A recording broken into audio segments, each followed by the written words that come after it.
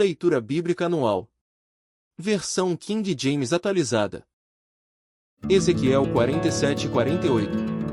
Então aquele homem me conduziu de volta à entrada do templo, e vi água saindo de debaixo da soleira do templo e fluindo em direção ao oriente, a leste, porquanto a casa estava voltada para o oriente. A água descia de debaixo do lado sul do templo, ao sul do altar.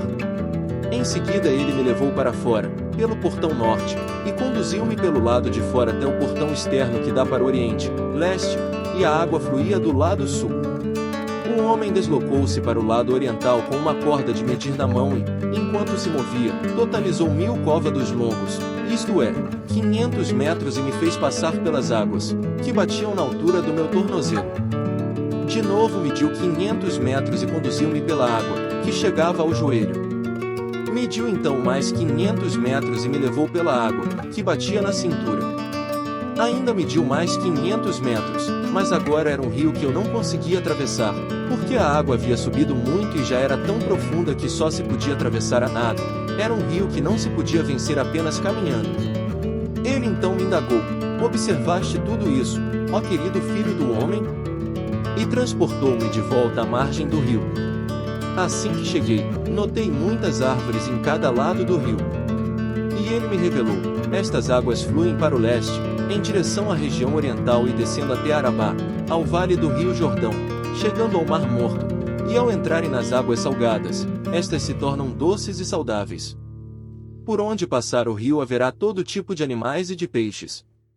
Porquanto essas águas límpidas fluem para lá e saneiam as águas salgadas, de modo que onde o rio passar tudo ganhará vida.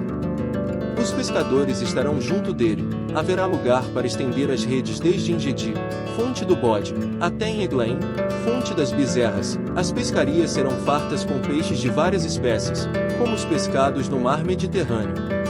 Todavia, seus charcos e pântanos não represarão água potável, e serão deixados para a produção de sal. Então junto ao rio, em ambas as margens, nascerá todo tipo de árvore que dá fruto comestível. A sua folha não murchará nem o seu fruto apodrecerá. E produzirão novos frutos todos os meses, porque a água que flui do santuário é purificadora e chega a elas. Seus frutos servirão de alimento, e suas folhas de remédio. Assim declara o soberano, Yahvé, o Senhor: estas, pois, são as fronteiras pelas quais deveis repartir toda a terra como herança entre as 12 tribos de Israel, com 2 porções para José. E vós a herdareis de modo equitativo, o que um receber também caberá ao outro. Visto que eu jurei de mão erguida que a daria aos vossos pais e antepassados, assim esta terra se tornará a vossa herança. Estes, portanto, são os limites da terra. No lado norte ela irá desde o Mar Grande, isto é, Mediterrâneo, seguindo pelo estrado de Etlon, atravessando Lebo-Amate até Zelade, Berot e Sibraim, situadas na fronteira entre Damasco e Amate, e indo até Azeraticom, que fica na extremidade de Aurã. O território irá desde o mar até Azar-Enã, junto aos limites do norte de Damasco, com a fronteira de Amate ao norte. Assim se estabelecerá a fronteira do norte. E a fronteira do oriente, do lado leste, ficará entre Aurã e Damasco, ao longo do rio Jordão, entre Gileade e a terra de Israel, até o mar oriental, prosseguindo até Tamar, Palmeiras. Eis, pois, o limite estabelecido a leste. No lado sul, os limites serão Tamar até as águas de Meribacades, ao longo do ribeiro do Egito até o mar Mediterrâneo. Esta, pois, será a fronteira demarcada ao sul. E a fronteira do ocidente, a oeste, partirá do mar Mediterrâneo, desde o território do sul até a entrada de Lebo-Amate. Esse será o limite das terras a oeste. Distribuireis, pois, essas terras entre vós, segundo as 12 tribos de Israel, vós a repartireis em herança, por sortes, entre vós e entre os estrangeiros que vivem entre vós, e que têm gerado filhos em vossa comunidade, assim vós os tereis como naturais entre os israelitas. Portanto, terão herança convosco, no meio das tribos de Israel. Na tribo onde o estrangeiro habitar, ali mesmo lhe dareis a sua parte na herança, palavra de Yahvé, o soberano Deus. Estas, pois, são as tribos, relacionadas nome por nome. Dan receberá uma porção desde o extremo norte, ao longo do caminho de Etlon, até a entrada de Lebo-Amate, fortaleza de Amate, Azar-Enã, junto ao território norte de Damasco, defronte a Amate, com os seus limites estendendo-se do Oriente, o lado leste, até o Ocidente, o lado oeste. Áser receberá uma porção que margeará o território de Dan, desde os limites orientais até a fronteira ocidental. Naftali receberá uma porção junto ao território de Áser, desde os limites orientais até a fronteira ocidental. Manassés receberá uma porção, esta margeará o território de Naftali, desde o leste até o oeste. Efraim receberá uma porção junto ao território de Manassés, desde a fronteira oriental, até seus limites ocidentais. Ruben receberá uma porção que margeará o território de Efraim do leste ao oeste. Judá receberá uma porção junto ao território de Ruben, desde a fronteira leste até seus limites ao oeste. Junto ao território de Judá, desde a fronteira oriental, a oeste, até seus limites ocidentais, a leste, será a porção que dareis como oferta sagrada. Medirá 25 canas ou varas de medição, isto é, 12,5 km de largura, e o seu comprimento, de leste a oeste, equivalerá a uma das porções tribais, e o templo será estabelecido no centro desta área. Portanto, a porção sagrada de terra que oferecereis a Yahvé, o Eterno, abrangerá 12,5 km de comprimento e 5 km de largura. Esta será a porção sagrada e outorgada aos sacerdotes. Terá 12,5 km de comprimento no lado norte, e 5 km de largura ao ocidente, 5 km de largura no lado oriental e 12,5 km de comprimento ao sul, e o santuário estará posicionado no meio dessa terra. Esta parte das terras será destinada aos sacerdotes consagrados dentre os filhos e descendentes de Zadok, os Zadoquitas, que demonstraram lealdade em me servir e não se desviaram como fizeram os levitas quando os israelitas todos se afastaram de mim. Essas terras serão um presente especial para os sacerdotes, uma porção sagrada da terra, uma herança santíssima, margeando o território dos levitas. No entanto, os levitas também receberão uma área de 12,5 km de comprimento e 5 km de largura. Seu comprimento totalizará 12,5 km, e a sua largura 5 km.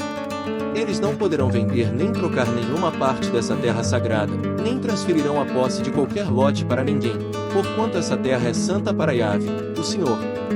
A área restante, 2,5 km de largura e 12,5 km de comprimento, será para o uso comum da cidade, para habitações e para pastagens. A cidade será estabelecida no meio dessas terras. E estas serão as suas medidas. O seu limite ao norte terá 4.500 réguas, ou varas de medir em cova dos longos, isto é, 2.250 metros. A fronteira do sul, 2.250 metros. O lado leste, 2.250 metros. E o lado oeste, 2.250 metros. A cidade terá uma área livre equivalente a 250 varas, isto é, 125 metros, ao norte, e 125 metros ao sul, 125 metros a leste, e 125 metros a oeste, destinadas à formação de pastos.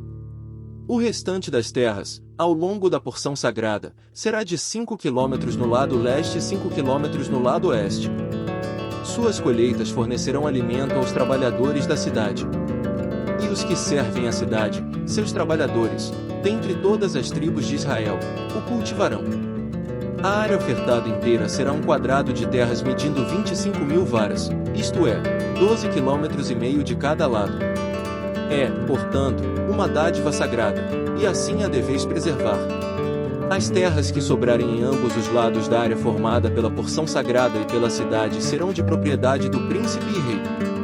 Elas se estenderão em direção ao oriente, a leste, a partir dos 12,5 km da porção sagrada, e seguirão até a fronteira oriental, e em direção ao ocidente, a oeste, na direção do território ocidental. Essas duas áreas, paralelas ao comprimento das porções das tribos, serão de propriedade do príncipe e rei, e a porção sagrada e o santuário do templo ficarão no centro delas. A propriedade dos levitas e a da cidade estarão no meio do que pertencer ao príncipe e rei, entre a fronteira de Judá e os limites de Benjamim.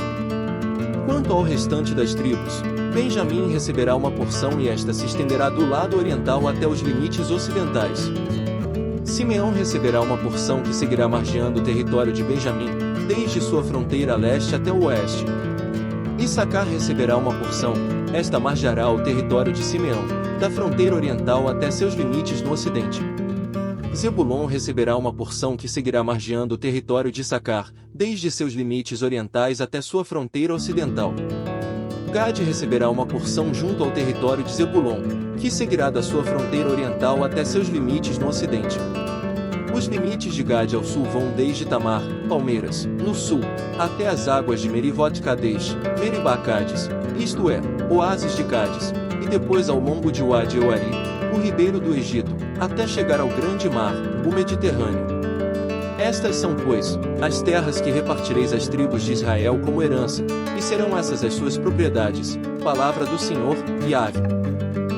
Sendo assim, estas serão as saídas da cidade, observando pelo lado norte, a medida total deverá ser de 4.500 côvados longos, isto é, 2.250 metros de comprimento, e os portões da cidade receberão os nomes das tribos de Israel. Os 3 portões do lado norte se chamarão Porta de Ruben, Porta de Judá e a Porta de Levi, respectivamente. Olhando para o lado oriental, a leste, que também tem 2.250 metros de comprimento, haverá 3 portas, a de José, a de Benjamim e a de Dan. No lado sul, que tem 2.250 metros de comprimento, haverá outros 3 portões, que receberão os seguintes nomes, Simeão, Issacar e Zebulon, respectivamente. No lado do ocidente, a oeste, que igualmente aos demais possui 2.250 metros de comprimento, haverá também 3 grandes portas, a de Gade, a de Asser e a de Naftali. A distância total ao redor da cidade será equivalente a 18.000 côvados longos, isto é, 9.000 quilômetros. E daquele dia em diante o nome da cidade será Yavishama, isto é, o Senhor está aqui. 1 Pedro 3. Da mesma maneira, esposas, cada uma de vós, seja submissa a vosso próprio marido, com o propósito de que, se alguns deles ainda são contra a palavra, sejam convertidos sem admoestações, mas pelo procedimento de sua esposa, testemunhando a vossa maneira de ser honesta e respeitosa. Portanto, o que vos torna belas e admiráveis não devem ser os enfeites exteriores, como as tranças do cabelo, as finas joias de ouro ou o luxo dos vestidos.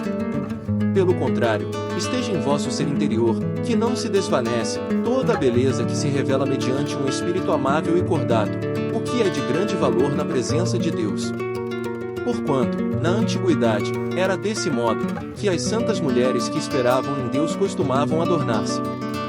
Elas eram dóceis cada qual para com seu próprio marido, como Sara, que obedecia a Abraão e o chamava Senhor. Dela sois filhas, se praticardes o bem sem qualquer espécie de receio.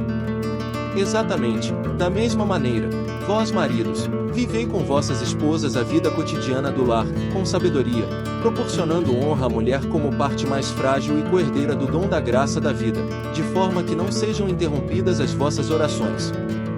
O estilo de vida do cristão. Concluindo, tende todos vós o mesmo modo de pensar, demonstrai compaixão e amor fraternal, sede misericordiosos e humildes, não retribuindo mal com mal, tampouco ofensa com ofensa, ao contrário, abençoai, porquanto foi justamente para esse propósito que fostes convocados, a fim de também receberdes bênção como herança. Portanto, quem quiser amar a vida e ver dias felizes, refreie a sua língua do mal e os seus lábios da falsidade, afaste-se do mal e pratique o bem, busque a paz e nela persevere. Porque os olhos do Senhor estão sobre os justos e seus ouvidos estão atentos às suas orações, entretanto, a face do Senhor volta-se contra os que praticam o mal. Ora, quem vos fará mal se sois zelosos do bem? Todavia, ainda que venhais a sofrer porque viveis em justiça, sereis felizes. Não vos atemorizeis, portanto, por causa de ameaças, nem mesmo vos alarmeis. Antes, reverenciai a Cristo como Senhor em vosso coração, estando sempre preparados para responder a qualquer pessoa que vos questionar quanto à esperança que há em vós. Contudo, fazei isso com humildade e respeito, conservando boa consciência, de tal maneira que os que falam com malignidade contra o vosso bom comportamento, pelo fato de viverdes em Cristo, fiquem envergonhados de suas próprias calúnias. Porque é melhor sofrer por praticar o bem, se for da vontade de Deus, do que por fazer o mal.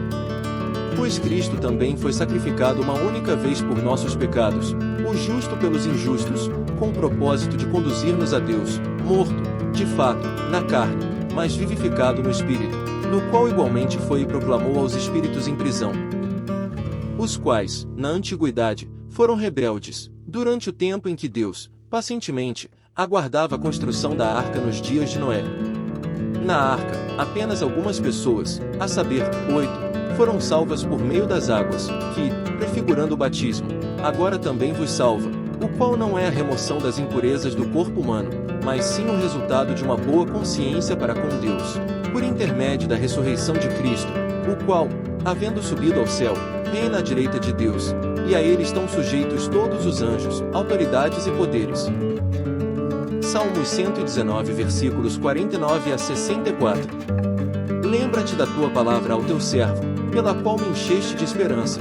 Isto me consola na minha aflição, que tua promessa me vivifica. Os arrogantes zombam de mim o tempo todo, mas eu não me desvio da tua lei. Lembrei-me, Senhor, de tuas decisões de outrora, e fiquei consolado. Arrebatou-me a indignação contra os ímpios que abandonaram tua lei. Teus decretos tornaram-se meus cânticos, na casa onde vivo como migrante. Durante a noite lembro-me do teu nome, Senhor, e faço guarda à tua lei. Este tem sido meu estilo de vida, obedecer aos teus preceitos. Tu és minha herança, Senhor, prometi obedecer a tua palavra. De todo o coração suplico o teu favor, sê-me propício, de acordo com a tua promessa. Reflete sobre os meus caminhos, e volto meus passos para a observância das tuas prescrições. Apressei-me, sem perder um instante, em observar os teus mandamentos. Os laços dos ímpios me envolveram, mas não me esqueci de tua lei. Levanto-me em plena noite para te louvar, por causa de tuas justas decisões. Associo-me a todos os que te temem e observam tuas ordenanças. Senhor, do teu amor a terra está repleta, ensina-me teus decretos. Provérbios 28 versículos 12 e 13. Quando os justos triunfam, há grande glória. Quando os ímpios tomam o poder, o povo corre em busca de um lugar para se esconder. Quem camufla suas faltas jamais alcançará o sucesso, mas quem as reconhece, confessa e abandona, recebe toda a compaixão de Deus.